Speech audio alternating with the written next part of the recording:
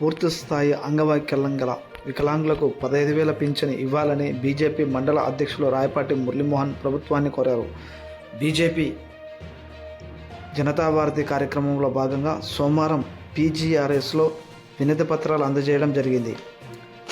ఈ సందర్భంగా రాయపాటి మురళీమోహన్ మాట్లాడుతూ బీజేపీ రాష్ట్ర అధ్యక్షులు పివిఎన్ మాధవ్ గారి ఆదేశాల మేరకు జిల్లా అధ్యక్షులు అభిరుచిమది సూచనలతో బీజేపీ జనతా వారధి కార్యక్రమంలో భాగంగా ప్రజా సమస్యలను అధికారుల దృష్టికి తీసుకువెళ్లి సమస్య పరిష్కారానికి కృషి చేస్తున్నట్లు ఆయన తెలిపారు.